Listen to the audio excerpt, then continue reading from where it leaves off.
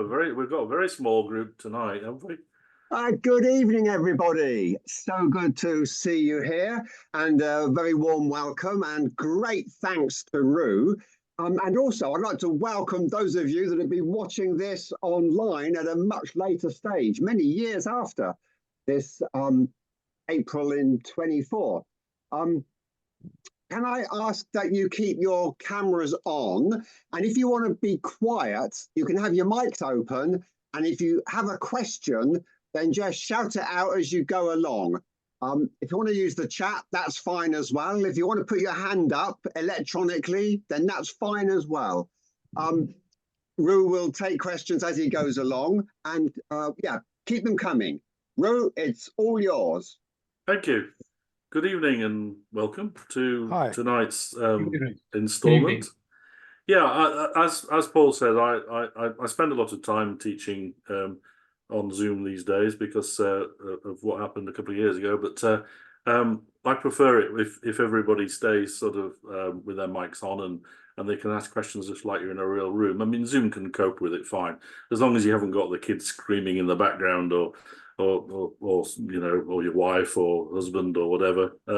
Then that's I don't mind. It's much easier to shout out a question if you've got one than it is to fumble around looking for the mute button or writing it on a piece of paper and then not being able to read your writing later on. So we're going to continue tonight from where Andrew and co left off last week, whereby they showed us how to effectively set up the Raspberry Pi and how to, using Visual Studio, make a connection to the Raspberry Pi over an Ethernet link.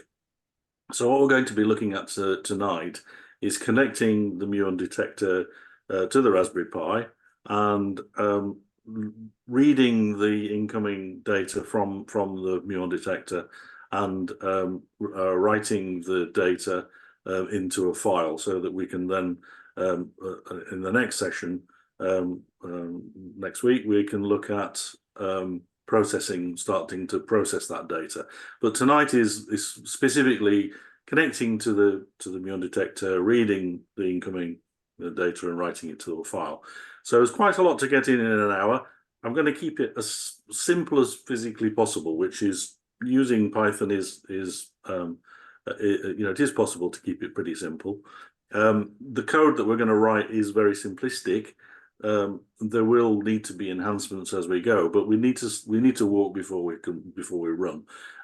So let's make a start, and we'll see what's going on. So now, if you've already set up your Visual Studio, and when you open Visual Studio, it always opens at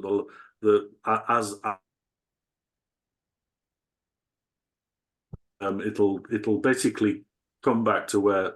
Yeah, sorry, what was that? Yeah, we lost your audio for a second or two. Did you?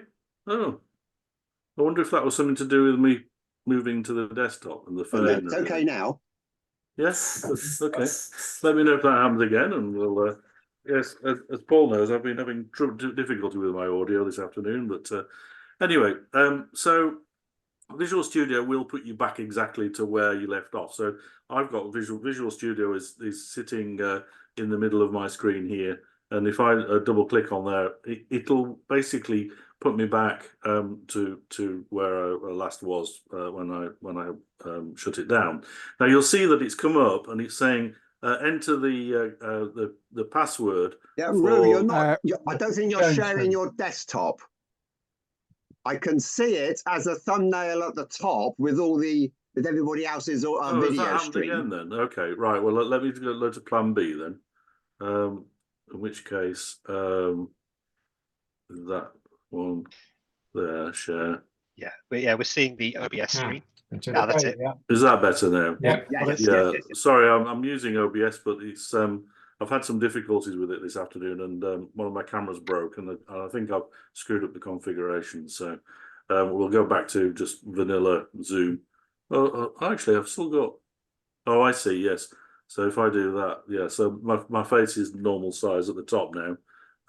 Yes. That you're seeing my desktop, right? Good. Yes. Okay. OBS trouble. What it's asking me is to my muon detector I called Muon. That's the name of the actual Raspberry Pi, and it's asking me for the password because it will automatically try.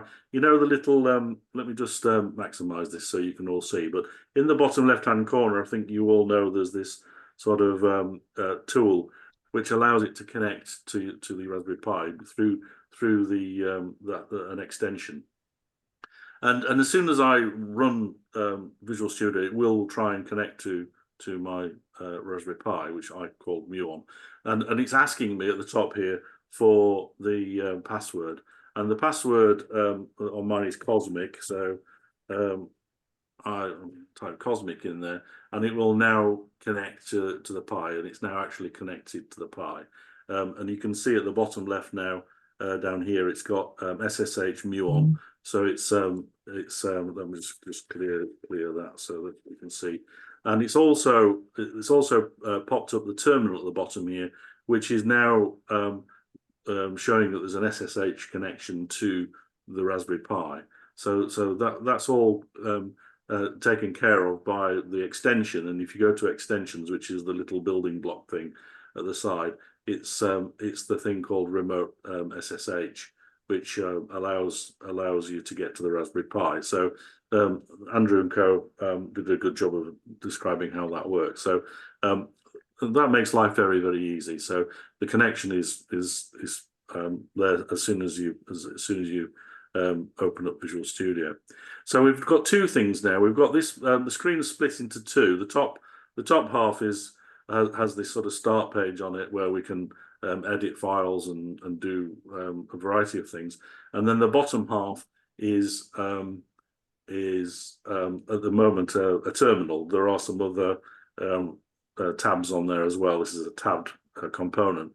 Now you can make that appear and disappear. If you go to the very top right of the screen, you'll see that that there are some little icons here. It says toggle primary.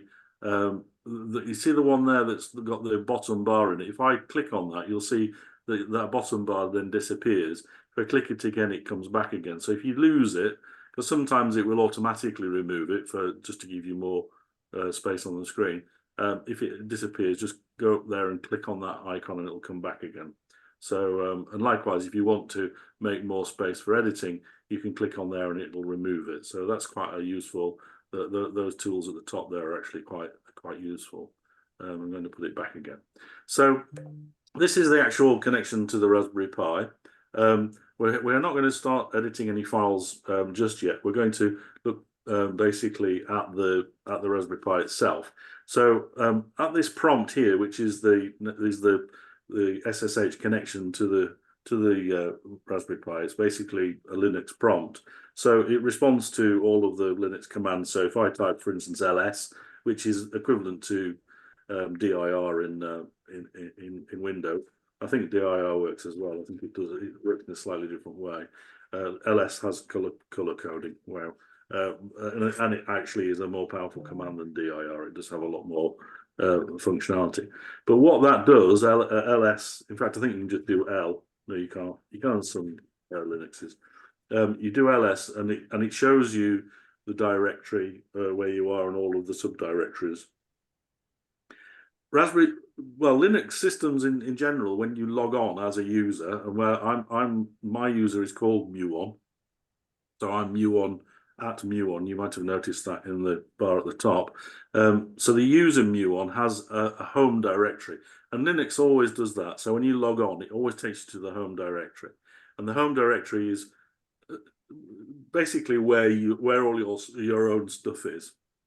Now you can actually back up from there, and you can go below your home directory, and that's somewhere where I think you looked at last week. But it's definitely a place to stay away from if you're unsure about Linux. Pretty much all the things that we need to do are in the home directory and above, and we should be absolutely fine if you stay in there. Now, there are subdirectories in there which you can navigate to from here. So you can just use CD command, which any of you that remember DOS is the same for change directory. So if you want to change directory, say for instance to I don't know, documents, for instance, if you just type DO or DOC, any component of those, and then hit the tab, it will automatically fill in the rest. So you only need one or two. In fact, if I did a D, I would get a choice of three things, but because DO on its own would give me documents or downloads. In fact, if you've not tried that before, if you just do DO, if you hit tab, it says there's a choice. Look, it gives you both, and then so you then say C, and that would be documents. So if I now hit enter, it takes me to documents, and I can do LS in there, and it will show me the documents that are in there. There are none. So I'm going to go back a directory. If you do cd ... it takes you back one level. So I'm now back in the home directory where we started from. So that's good. So if you type clear, it clears that box at the bottom. So if there's too much going on and you want to clear that, just type clear and it will go away. Now, we're going to be doing a couple of things initially. First thing is that we need to be able to connect to the muon detector. And the muon detector is connected on the USB port, and I have got a camera set up showing you all of this, but I'm sure you appreciate the fact that there's a little box with the muon detector in it, or you may or may not have it in a box, to be honest, but there's a muon detector and then a Raspberry Pi and the USB cable which links the two. Now the challenge when you first set up something like that is to find the USB port, and I think you did it last week. I'm just going to use there's a command called DMESG, which is I think it stands for, I can't remember what it actually stands for, but what it actually does is it shows you what's called the kernel ring buffer. Now, when everything when a Linux system boots up, it boots up. It starts off with the kernel, and then all of the devices then introduce themselves to the kernel, and then after that the applications come. So you get all of the sort of memory-based programs, and it works its way. And it's called they call them circles. So they're sort of like, it grows and the kernel will record all of that, and it writes it into a thing called the ring buffer. And so when you do the DMESG, if I just hit return now, you'll get a huge list of stuff. I mean, that's really long, and it has all of the hardware and the drivers and everything that's connected. Now, obviously, that's a bit bewildering. But what we're looking for is all serial connections in Linux systems have TTY in their title. So all we have to do is filter that. So instead of just doing MESG, if I filter it now, to filter to this. The output at the moment of this D message goes straight to the screen. But if I put in the pipe character, which is a shift and backslash, it's next to the Z on your keyboard. It's called the pipe. It's a vertical line. And what the pipe does in Linux is it says take the output of that previous command and pipe it, rather than pipe it to the screen or put it on the screen, pipe it into another command. Okay, so the command that we're going to actually use we're going to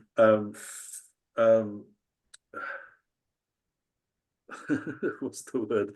Rather than looking at it on the screen, we're going to use a command called grep. Now, what grep does, grep will allow you to search for something in a file. Now, the pipe the way that pipe works is it presents the data as if it were a file. So it's very much like opening a file.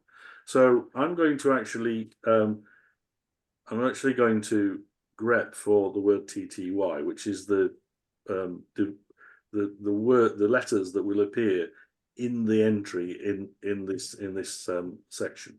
So you'll see that there are a number of TTY files. Now, some of those are physical serial ports on the Raspberry Pi.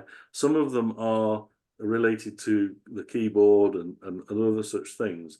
So the one that we are interested in is a USB one. So you can actually put, if you want, the USB on the end and do it again. And you should just get the one, although it has to be, it's case sensitive, so you have to be a bit careful. So if we do USB on that, you'll see that we just have the one thing. Now that is the muon detector.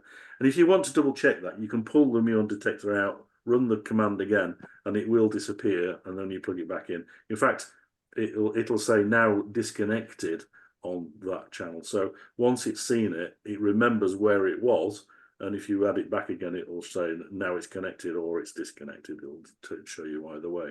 So if you're looking for something specific, you have to do a bit of trial and error to work out what it is. There are other ways of doing it based on other things. You can actually, there's too advanced, we're not going to look there. That's the device that we're going to be connecting to is called TTY USB 0. That's the actual muon detector itself. So that's the first thing we need to do. Now, in order to open that port and read it, we're going to use Python, and that's what we're all here to learn about. Now, Python. I'm assuming that this isn't the very first time you've all seen Python. I think it's true to say that I recognize a few of you from previous courses. So is it true to say that you've all had a bit of experience with Python already? Yes. Yeah. Okay. Yeah. So we don't have to start really basically, but the Raspberry Pi has Python on board. So if I type Python, it will instantly open an interpreter. So this is the Python interpreter itself, and you can see that it's running 3.9.2. That's worth remembering when you're looking at documentation, because as Python advances, new features come along. So you have to make sure that you're looking at the right version when you're looking at documentation. For doing really basic things like we're going to be doing at the moment, it doesn't really matter if it's version 3.5. It really wouldn't have any bearing on what we're doing. So don't worry too much about that. But if that's the only reason for looking at the version. Now, the nice thing about this REPL, as it's called, is that we can type commands in. So we can say things like, if I say x equals 1, it will, well, the cursor comes back again, but if I do x and hit return, it'll say 1, because it always prints out the value of the very last command that you've typed in the REPL. So I could then do y equals 2, and then likewise I could do y and it would say 2. But I could then do something like this. I could say print. Now print is a method, so or is a function, so we have to have a pair of parentheses. So if I do an open parentheses, I can say something like x times y, something like that. And then if I hit return, it'll say 2. So an incredible piece of maths there. But the fact of the matter is that this interpreter is running constantly, and all the values that you put into it will stay in the interpreter until I shut it down. So x will always have the 1 in it unless I change it. Say, I could say x equals hello, and then if I do x again, it's now equal to hello. Y should still be there as 2. Now the nice thing about this is that oops. Oh, you can't clear it when you're in the REPL. Sorry, I was trying to use Linux commands on it because it was ignoring me. The nice thing about the REPL is that you can actually test code. So if you really are a beginner, well, not even if you're a beginner, I still use it on a fairly daily basis, the REPL. If you want to test out some code, you can just type it in real time in here. So if it's something that you think, oh, I wonder if I can do a particular thing. You know, could I do, say for instance, print? I'm going to have a string, say x, and then I'm going to say x equals, and then x. Is that the right syntax or not? Well, I can try it in here, and you can see x equals hello. So you can test the actual construction of the commands and the protocol and the way that the interpreter works. So that's really, really handy. So we're not going to type in the program directly in, although we could, and it would work. What we're going to do is put the actual program itself into a file, and then we're going to throw the file at the interpreter and say, here's all the instructions all in one go, and it'll open those up and it'll work its way through them. So rather than typing them all in one by one, we will do it in an actual file.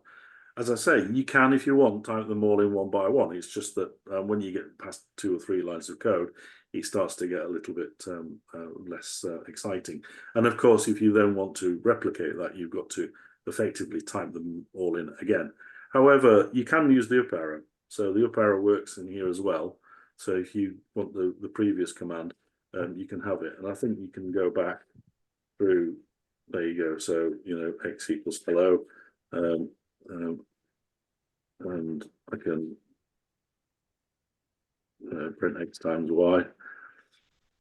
That's interesting. If you, with strings, if you use the multiplier with strings, it actually replicates the number of the string.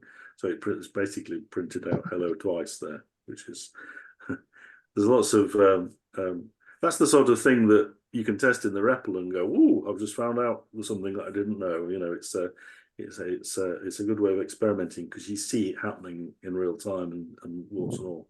So that's the REPL. Now to get out of there, you have to type exit, and then it's an actual function. So you have to put parentheses on the end to tell it to execute it. Otherwise, if I just do exit, it will say this is a it basically has a help thing that pops up that says you have to type exit or do Control D. So exit and then parentheses, and then it'll actually happen. So that's the REPL. Very, very handy. And all you do is just type Python and that runs. If I want to actually pipe a file to it, then all I do is type Python and then the name of the file. So we're going to create a file called serial or something like that, which will probably look something like that. So that's how we're going to run our program. So you say, right, I want the Python interpreter, but here's the file, and I'm going to throw that into the interpreter, and it will then run through the program and work out what we want it to do. Now, so to edit a file in here, we have a number of ways of doing it. We can either open an existing file. If I do open file, you'll see that it comes up with these are all the directories that we saw when we did the ls. And you'll see that there are basically no files in the home directory. Only these objects here, which are we've got dots in front, sort of hidden files. So there are no actual files in here that are of any interest to us at the moment. So instead of opening a file, I'm going to create a new file. So if you click on New File, what this will do is it will create a file on the actual Raspberry Pi. So we're going to call it serial. We'll just call it serial .py, and hit return, and it says this is the name of the file. So yes, that is exactly where I want it, and I do that, and it's now opened the file on here and called it serial.py. So if we in the very first line of the program, I'm just going to start with a print statement. Now, if you do a triple quote like that, that's called a doc string. So strings in Python can either be single or double quotes, but if you do a triple quote, it's what's called a doc string, and they have a little bit of special meaning. So, but it's customary to put some sort of doc string at the beginning of your program to make sure people know what it is. So I'm going to say a program to test the muon detector serial connection. And I'll be bold and say, and write the data to file. So we should get there tonight. So my program is alive and there's something in it and it's a Python file. I just have to save that. So I'm going to do, you can either do Control S or you can go File. In here you can do File Save. So you can see here it's got Control S as well. Either way. So now I've saved it, I can actually come back down to the command line here and I can type ls and you'll see that we now have our file. It's there, serial.py. So let's put a very simple command in here. So I'm going to say print muon data capture program. I'm just going to call it type of a print statement. So once you've printed that in, what you'll notice is that there's a little dot there, and I think Andrew mentioned that last week, is that dot means it needs saving. So if you look up all of your tabs and they've got dots on them rather than crosses, you need to save your work. So I'm just going to do a Control S, and you'll see it changes to a cross, which means close the tab at that point. But it no longer has the dot, so it means it's saved. So if I now, this print statement here is now already in this program over here, so I can actually go and run that. So if I type in here now Python and then serial, now if I just do SE and hit the tab, it'll complete the rest of the file name for me. So that's all I need now to run this program. So if I do that now, you'll see muon data capture program. So it printed out that command. So that's very much like what we just did on the command line, but it's now in a program.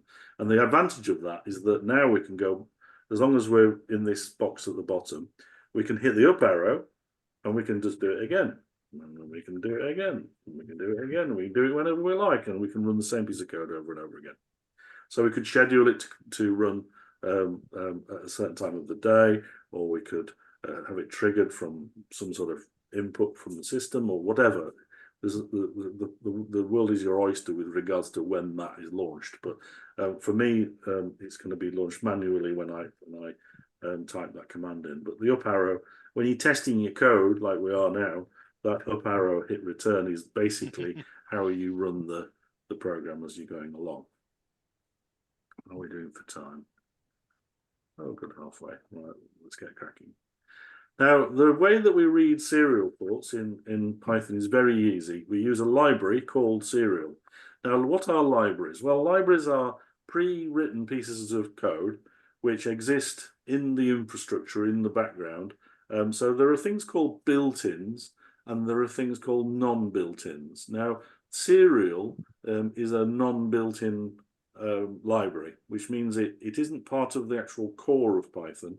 It's an add-on, but it's an add-on which is automatically installed on the Raspberry Pi when you take it out of the box. So it's already got the library called serial in it. So if I were to use the word serial in here, you'll see that just by typing it in Visual Studio knows what are in the built-ins, what are in the non-built-ins on the Raspberry Pi, and in the environment where it's currently working in. So it sees the word serial and it says, I don't know what that is. So that's where you get the yellow wiggly line. It's never heard of it before. So that's quite handy. Another trick is that if you're in the Python interpreter and you want to find out whether a library exists, the way that we make a library available to us is we import it into our program. So at the REPL, which we're in at the moment, because I've just typed Python, I can say import. I'm going to say import serial, which is the name of the library that I'm interested in. If I hit return, okay, well, that was a very, very poor choice of names for a piece of software, because what I've inadvertently done is I've used the same name as the library, so it's imported my program and run it for me. So actually, we're going to have to do something here. We're going to have to change the name of this. That's a great thing. That is a very good example. Yes, it would actually work. Names. Yes, it would actually work out okay, because if we were in that file and we imported it, it wouldn't try and import itself. It would work that one out. But yeah, let's do a save as here. So if we just do a save as and we call it serial test, I'll call it serial_test. It doesn't really matter if we give it a longer name, because we can invoke it. So let's just tidy this up now. I'm just going to exit from my so I've got serial and serial test now. So all I can do remove serial .py. Okay, there you go. And now we've only got serial test now. So back to where we were. So if I go back into Python, so I'm back in the REPL now. So in the REPL, I can do import serial, and if you do it now, did you see that nothing came back? Well, that's because it found it. So if I try to import something that's not there, say pip. Oh, pip is there. I'm trying to think of one that's not going to be there.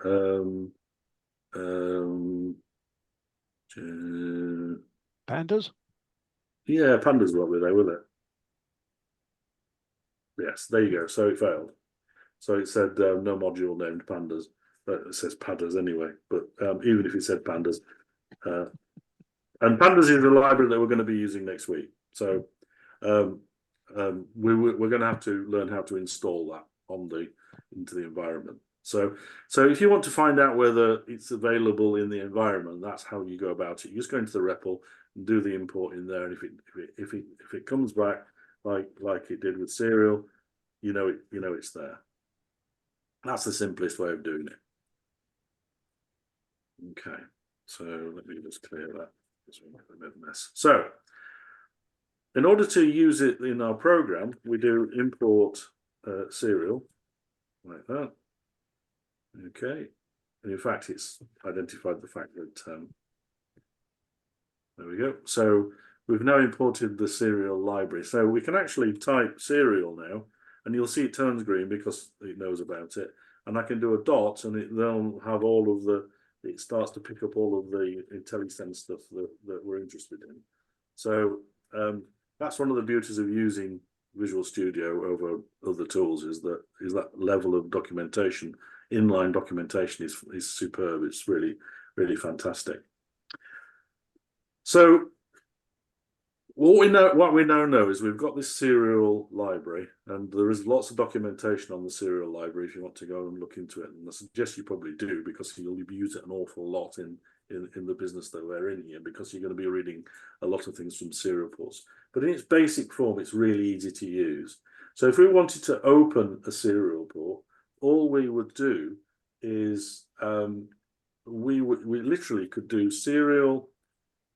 Now, weirdly, the library itself is called serial, but the actual object that we're interested in is also called serial. So if you type SER, now you'll see that there are different forms of it, but the one we're going to use is this one here. So it says select port for POSIX implementation. Now, POSIX is Linux and Windows and Mac. All of those are called POSIX, Unix-like systems. They all fall under that category these days. There probably are other operating systems where this library won't work, but for what we're interested in, anything that is Linux or Unix is definitely part of the POSIX group. So we're actually you invoke this method called serial, and this is going to open this serial port. Now all we have to do is pass the right information. So if you open the parentheses, Visual Studio very kindly closes the parentheses for you because it knows that that's what we're going to end up having to do, and it also pops up a nice inline help, which shows you all of the parameters that we can pass. So what we're doing here is we're effectively calling what's called a method, which is a method is a function that belongs to an object. That's so it's effectively a function. It's just that it's owned by a parent. So this method, the parenthesis just allows us to pass parameters into that function or method, and those parameters are in this help file up here. So you'll see the one that's gone blue shows us that the first thing it's looking for is the port, and it's a string type, and it has a default value of none. So that tells us all sorts of things about what we can do. Now you can obviously look further into this file, but if you scroll down, there's not much more in there actually. But what we do know is that it needs to be a str type, which is a string. So we're going to need a single quote. So it automatically puts the other quote in for you because it knows that it's you're going to be typing a str. Now the location of our USB port, all of the physical devices in Linux systems are in a directory called dev. So this is a folder or in the file system which contains, as Andrew says, it contains a bunch of files which are descriptors for the actual physical devices themselves. So they are actually files, but they lead to the physical hardware. And the physical hardware in this case is, well, rather the file itself is, as we already have established, is called TTY USB in uppercase 0. Make sure that's a 0 and not an O. So that's the identity of our muon detector. If I do a comma, you'll see that now it's jumped to baud rate, and it defaulted to 9600. Now I happen to know that the muon detector will work at 9600, so we can use the default value. If you wanted to, and I tend to, with baud rate, put it in because it may be something that you have to go and look up in the manual, and in 6 months' time, you don't want to have to go and look up in the manual again. So quite often, I will type in baud rate, and in fact, if you just start typing baud, it comes up already with baud rate equals. So if you just hit the tab key at that point, it fills in the gap for you, and then all you have to do is type in the actual baud rate, so 9600. So that's all you need to open the serial port. And in fact, if I save that, and which I've just done, you can see my X is now, my dot's now on X. If I go back down here and I run, if I can find it,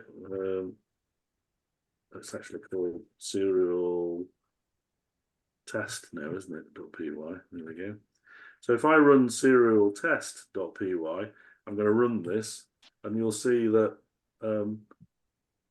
it printed out those things, and it actually opened the port. It's just that nothing happened because I hadn't done anything with it. So that piece of code actually ran, but it didn't produce anything because I haven't really done anything with it. All I've done is just pass some information about the actual serial port at that point. So what I'm going to do is, now what you can do is you can say something like my port, this is just an illustration, so you don't really need to type it or write it down. But if you say my port equals serial.serial, you end up then with an object called my port, which allows you to then, once you have an instance of this class of serial port, I can then start listening for incoming data or sending data out of it or whatever I want. Now the downside of doing it using the object in this way, certainly in a simple program like this, is that we would be completely responsible for opening the port, servicing the port and also clearing the port at the end of the program. And even if we crashed out of the program, we'd still have to mop up the mess of leaving the port open, because Linux doesn't like it, or well, no operating system likes it when you open ports on files or on devices. I mean, this is a file. When you open them and you leave them open because of whatever happens in the background, quite often what happens is that they then jam, because you then can't reconnect to them because they haven't been closed properly, and you have this cycle. So there's a fantastic feature built into a lot of commands inside Python, which are called what are they called? I've had a mental block. They're called context managers. So you'll quite often see this with command if you look in Python programs. And what with does is it invokes what's called a what did I just call it? I've forgotten it already. A context manager. And a context manager is an underlying piece of code which is built into Python, which takes care of all of the stuff I've just talked about. So it registers the fact that you've opened it. If anything goes wrong and it has to be closed, it will mop up the mess basically for you. It will also do a load of other things in the background as well. So it's very kind and useful piece of software. We can use it for lots and lots of features. And we're going to use it a couple of times in this piece of software we're writing here. So we're going to start this piece of code with serial.serial, and then we're going to actually name, rather than putting the name at the beginning, we're going to name the namespace as if we were importing another object. So I don't know if you've ever seen it where it says import serial as sir or something like that. So it's basically the as command is a way of renaming an object to whatever you want to call it. So this is going to open the serial port, and then we're going to rename it. Well, I'm going to call it sir because it's nice and quick and easy. Okay, so that will open the port. It will also close the port. So we're going to probably just crash out of this program for ease and speed. And the context manager will completely look after us when we do crash out. So that's a good thing. So the first thing I'm going to do is I'm going to have a print statement. So I'll say print serial port open. And I'm going to do that because the actual muon detector takes a little bit of time to get its act together and start talking to you. So when you first open the COM port, although it opens immediately, the whatever happens inside the muon detector takes some time. So sometimes if you don't put a command in, if you don't put a print statement in, you've no idea what's really happening.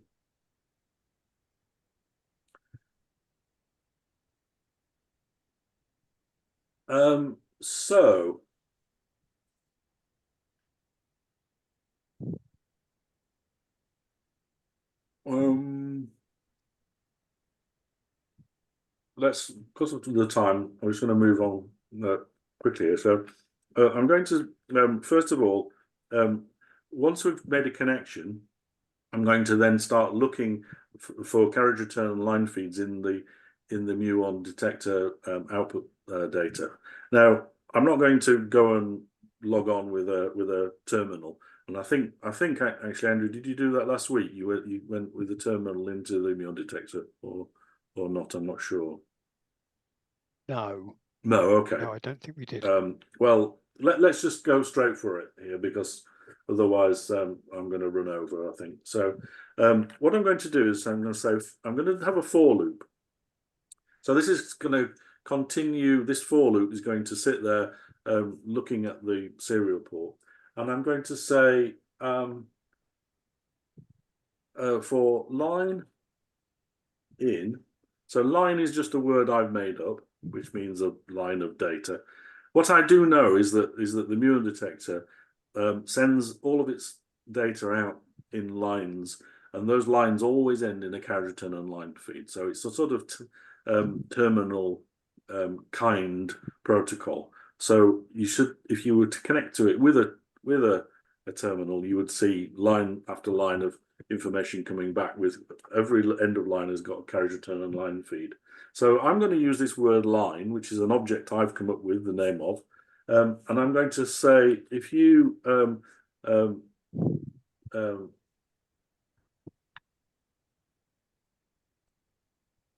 yeah, let me just do print line then. That should work. Oops. So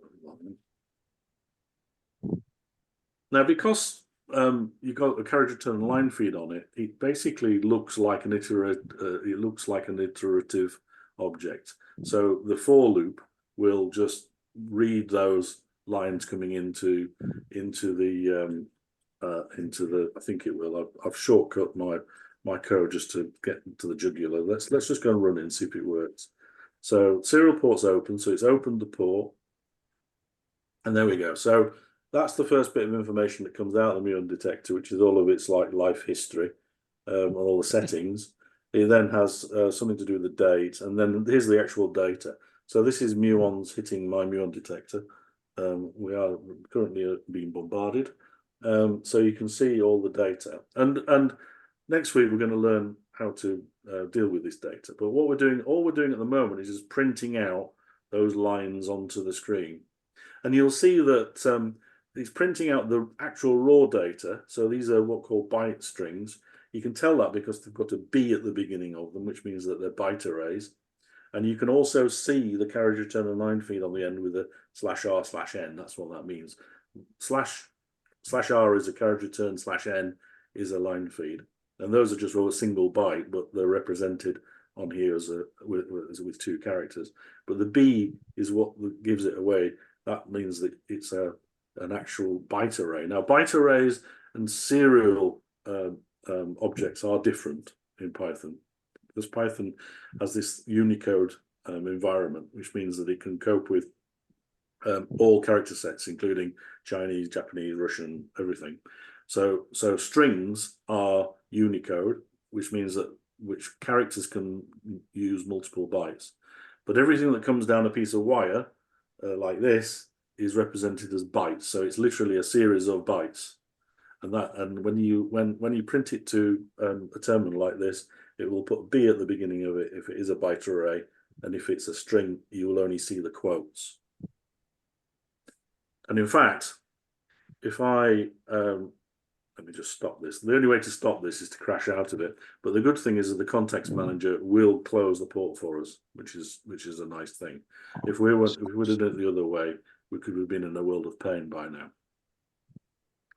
Now, if I want to convert that into a string, I can say dot. Now, line at this point is actually a byte array. And byte array types, if you do a dot after the word line, it'll show you all of the methods that belong to a byte array. And the one that I'm going to choose is decode. And if I just do that, you'll see the help file. So it decodes the bytes, and it basically decodes them into a string type. And it defaults to the UTF-8 character set. Now, UTF-8 is what basically we use here in English. It's UTF-8. In fact, in most European languages, it's UTF-8. But as soon as you get to Russian and Chinese and things, they have different character sets. So you can specify the default is UTF-8. So all I have to do is say decode that, and it's a method. What did I say about methods? You have to have parentheses after them. So whenever you invoke a method, you have to have parentheses. Otherwise, it will just print at that point. It will just print out the memory location of the decode method. So we don't want that. We want it to invoke the decode method. So what that will do now, so if I save that, and we come back to the bottom, and I run it again, you'll see that it works the same. So serial port is open. Let's just wait for the muon detector, and here it goes. Now, you can see that the B's have gone, and you can also see that the effect of the carriage return line feed has now appeared. So you can see it's actually doing a carriage return and a line feed between each line. So it appears that there are gaps in the lines. And we can see that they're not strings, they're not byte arrays anymore because they've got no B's in front of them. There's just the data itself. So that's the difference between a byte array and a string. Now, it's really useful to have it in string format because string manipulation in Python is far superior to byte manipulation. And also, we're going to write it into a file in a moment, and it's advantageous to have it in string format to write it into a file. So how we're going to write it into a file? So at the moment, all that's happening is it's going onto the screen, which is no good for us because we want to be able to process this data.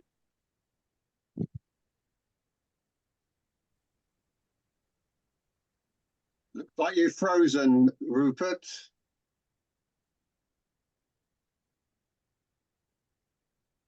Or is it me? No, I've we've lost audio. lost audio, Rupert. And his video's frozen. Yeah, I think we've lost Ru. Come back, all is forgiven.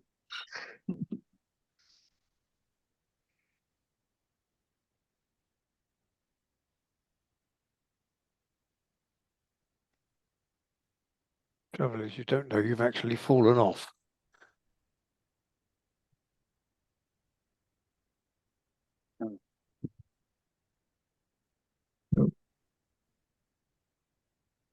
I think he's rebooting. Yes. I'm just going to give him a call. Yeah, we've lost you, Ru.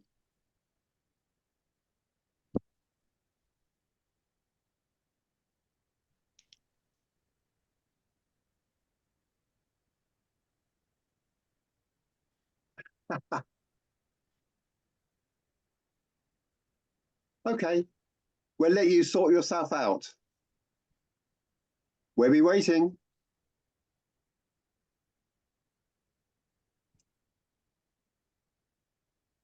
Well, that was worth coming for. One little tip, but it's all worth it. Okay. Ru will be back with us very soon. He's here.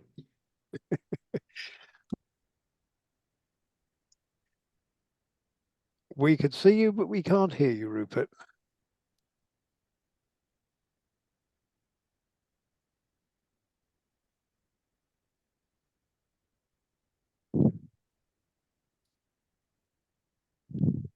It's a really annoying way. It always mutes you the moment you leave the room. Sorry about that. I've got a silly. I'm not going to bother explaining. It's silly. It does it at the most inappropriate times. Let me see if I can share my stuff again. What am I sharing? What am I sharing? Visual Studio. Nope. Hang on a minute. Sorry, It's okay. It's always good fun when it goes wrong, isn't it? But I can't now. Here we go. Let me just do that. So that's what I want to share. And where's Zoom gone? It's there. No, it's not.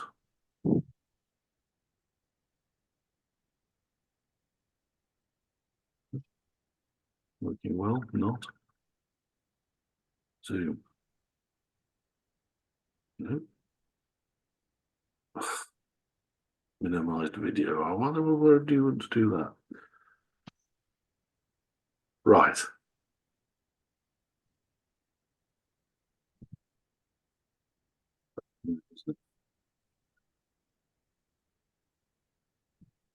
Right, we're back on there. Yes. Yeah. Yep. Right, good. We're back. Ah, I don't know. I have the best of luck, don't I? Right, so opening a file. So very simple. You say open, and then all you have to do is come up with a name for the file. So of course we're creating an instance of a file, so we need the parentheses in there. So the first one is the file descriptor path or the path. So the path of the file itself, I'm just going to call it data. No, I'm not. Let's call it data dot. Well, let's just call it data.text for the time being. It's just a space delimited file of data, so it doesn't really matter what we call it. And I need to also say, you can see here the mode. So the open text mode equals R is the default value, which is read only. But we want to write. So I'm going to put W in, and you'll see that these are all the ones available. But the one I want is W, which stands for write. So that means it's going to be read and write, a file that's read and write. Now, just in the same way as I use the context manager for the serial port, I'm going to need to have a name, give the object a name. So I'll use the as command, and I'll just call it F for file. And don't forget the character return. So what that means now is that we can actually, this piece of code now is going to live inside this context manager. So all I need to actually do is just tab that in one level and that one as well. So we've now got, you can see, let me just remove that line. So with the context manager section, which is the bit underneath, is now where I'm going to be reading the data from the serial port. And instead of just printing it, I'll print it as well, and we're going to write it into into a file. So I'm going to say if line. So I'm only going to do this if there is a line of code there. You don't have to do anything fancy. If you've got an object and you want to know whether it contains anything or has a value, all you have to do is just do if and the name of the object. It will perform all sorts of tricks, but it means you don't have to say.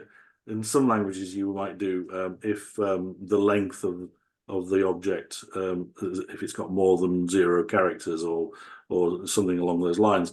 The most efficient way in Python is just to say if and the name of the object, and then it knows what you're trying to achieve. So if there's something in it, I don't want to write anything. I don't want to write to the file if there's nothing there. Otherwise, we'll end up with a file full of nothing.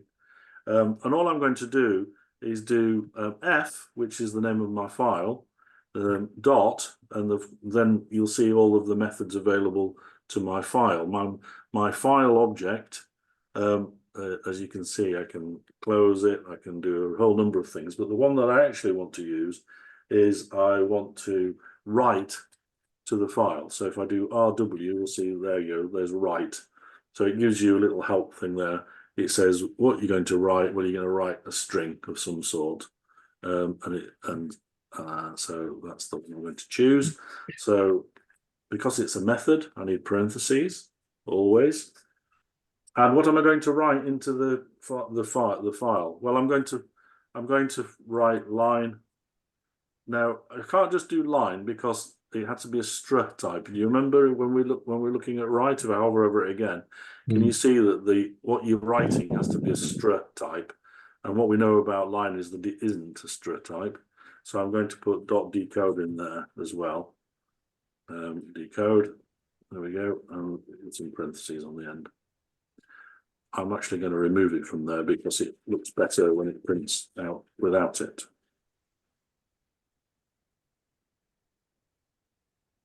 In fact, we could put the print line. I'm going to move the print line, and we'll put the print line in here. There's no point printing anything out other than the lines themselves. So I'll save that program, and we'll go down to our bottom bit here, and we'll hit go. So it's opened the serial port. There's its life story. And here's the data. Now, I'm hoping that it's now writing that into our file.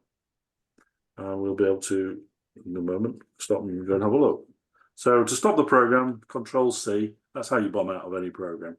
Control-C. Because we've got context managers, the file has been politely closed by the context manager, as has the serial port. So we don't need to worry about those because we've used the with statements.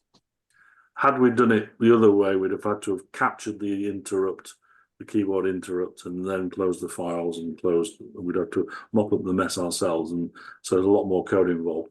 But that should have done it. So if we go down to the bottom here, if I do ls, we should have a new file, and there it is, data.txt. Can you see it?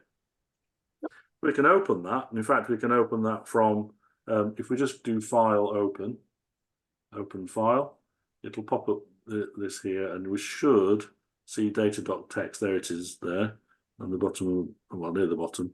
If I click on that, it'll open it in the browser, and there you go. There's our file of data. And so we've extracted the data from the Muon box and dumped it into a file on our Raspberry Pi. And we could leave that running all day and pick up a whole day's worth of data. And then next week, we can process that data. So, any questions? I mean, Python's a wonderful thing. I mean, that is not very many lines of code. Quick question, Roo. Andrew? I've got into a mess with opening and closing ports and complaining bitterly. Can you ask the port its status from the dollar prompt? You mean from so? Yes, from your user command line. Can you ask the port what it thinks it's No, doing? because it belongs to the process that you're running it from within. So it only exists in the namespace which is your program. So externally, it doesn't know about it. There may be a way of doing it. I'm not sure. Okay. You end up having to, if you end up leaving files in that way, and they become what they call zombies, basically, is that you end up going, you have to go in, and the way that I would deal with it, and it's pretty ugly to do, but there's a command called top, and what top does is it shows you all of the processes running in memory. But it has usernames assigned to them. Let me just open that up a bit in a minute. So top, if I were to run, I'd have to open up another SSH session actually to do it. So you can go in on another SSH session, and you can type top, and it will show you all of the things that are running. And it's got usernames.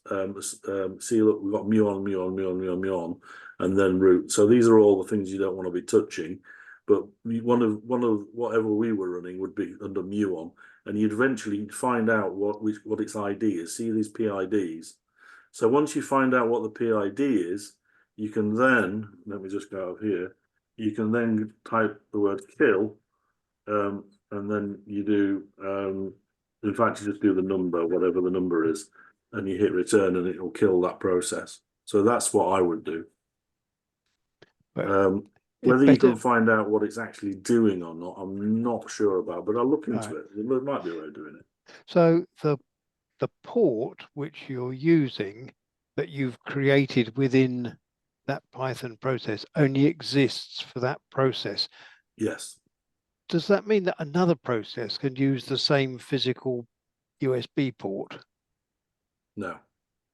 I thought that'd be the answer. Yeah, USB will allow you to do that. You'd have to write a piece of code, which basically became a USB server, if you like, where you would bring that information in and then make it available on a number of different channels. That's how you would solve that. You use your PSI-X and then grab the Python out of that. And then that will give you a status of whether it's running and the PID as well. I didn't quite hear that because your audio is a bit weird. Command, and eventually, if it says it doesn't exist anymore, then it restarts it automatically. So you use PS-X, then pipe, grep, Python. Okay, find any processes with the word. Oh yes, yeah, very true. Yeah, it would certainly just kill all Python things. I've done that before when I've been scratching my head trying to find it. Yeah. That's how I do it anyway. It would find. I know on each Raspberry I have one Python script running anyway. Yeah, you soon find out using the kill command sort of with wildcards like that can be an interesting exercise. But it's a good way of learning about Linux. If you start flinging the kill command around it, it's all good fun. Killing a process should be fairly safe, as long as you don't do a really kill. Oh well, yes, and that's what I was saying, is that you sort of killing the process should just be the same as a control C to the process. it is, yeah. But if you do a kill -9, then that will end it regardless. Yeah. We suddenly went from beginner to like super Sorry. advanced, didn't we? Whatever you do, don't do the kill -9. I don't even know what does the -9 do? It just means kill whatever. It's a headshot. It's a triple tap, is it, or what they call it? So Yeah. the problem I have, Rue, is when I'm doing something similar to this on my magnetometer, but when I get a power cut, I get some duff characters coming out in the data file until it picks it up again. I try flushing the line after it's written, just to try and make sure it's really written to the memory card.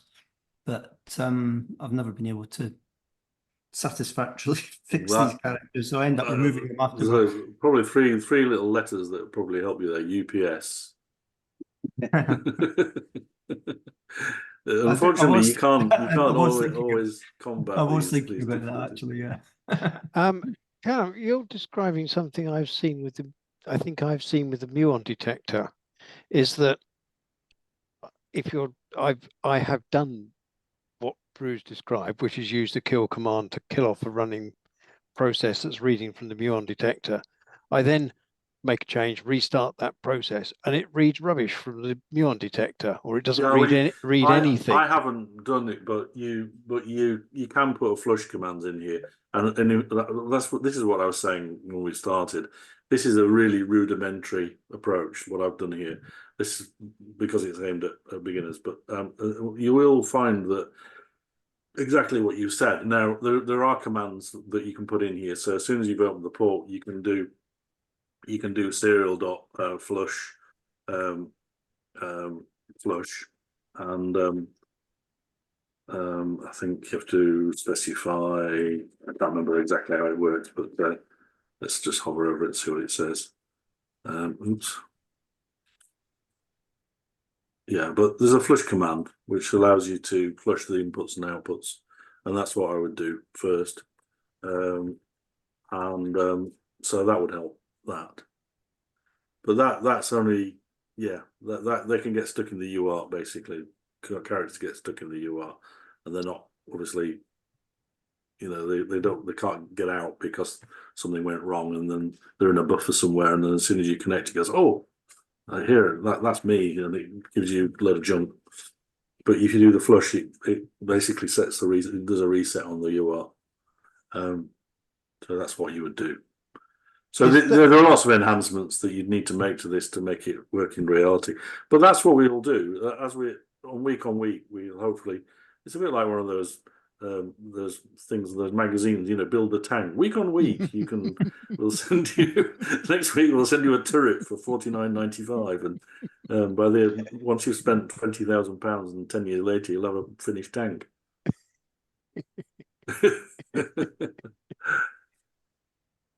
Yeah, the subtleties of context management have passed me by. I don't know quite why, but I think that was a great explanation this evening, Ruth. Thanks. Yeah. Good. Yeah. Well, I would definitely recommend context managers, because otherwise you have to do a lot of legwork yourself, and there's nothing. They're incredibly efficient. Much cleverer people than you or I have written the code that goes around these context managers, and you don't have to worry about 101 things, because there are lots and lots of things that can go wrong with these types of serialized objects, and unless you're really paying attention, you can come a cropper. And just using context managers just makes life a lot easier. Yeah. Any other questions then? Do you mind if I just take a screen snap of that? Oh, it's highly copyrighted. Yeah. Fine. You can probably ask ChatGPT to write it for you, and it'll do it in about 2 seconds. But to buffer on the detector end. I've turned ChatGPT off on here, but we could see what it makes of it. Let's have a go. No, I won't do that. No, I'm not advertising by Microsoft's cleverness. I have to admit I use it a lot. It is fantastic, but yeah, you're not going to learn Python by using ChatGPT. Well, Ru, are you going to build on this code next week? yes. So it could go on the GitHub. Yeah, well, I will But- when I've got when it's done, I will put it all together. I was going to do some. I started off doing some Jupyter notebooks for all of this, but although I made a good start, I didn't. It takes a lot more time than. I'll do it at the end when we've got them all together, because I've been sort of winging it a bit as you did your first one. I then put this one together, and I think now I've done this. I don't know how and what's the time, by the way? Oh, 11 minutes over. We're not too bad. So next week, if we can load up pandas, we can load up some data into pandas and do some really basic manipulation of the data. Just get it into a format that we want, and then in week 3 we can do some graphing. And some more fun stuff, and then if we need another week, then we could do how to put it into a report. In fact, that was going to be about Jupyter notebooks and how to get them graphing inside so that you can publish them as Jupyter notebooks, which is a very common method of publishing this sort of information these days. So and you can print them out if you want. So that's my sort of roadmap. Excellent. Yeah, very good. Are there any more questions? Otherwise, put them in the forum and we can pick them up next week. Yeah, and if Paul puts my email address in there, feel free to email me or put it up on the forum or whatever. You If I put it on the forum, and then everyone gets a bit. Yeah. Okay. And if you want to ring me up, I mean, I do work 9 to 5 to pay the bills. But if you want to give me a call, best thing to do is probably just drop me an email and say, can I ring you? If you want to, because sometimes it's not easy to put down in writing, and you just want to mull something over or discuss something. Just give me a ring. I don't mind. But give me some warning, and then I'll give you a time that's we'll pick a mutually agreeable time, and I can have a chat that way. Or bring your question to this, although there's not always time for more in-depth conversations on these sessions. So yeah, but it might give you some pointers as to as to what to cover. Yeah. Excellent. Well, thank you for your time, Ru. Yes, No thank problem you. at all. Already thank looking you very forward much, to guys. next Yeah. Thanks week. for listening to me. Yes, thank you. Thank you Very very much. informative. Thank you very Thank much. you. Thank you. Yes. Signing off. See you next week. Take care. Yeah. Bye-bye now. Bye.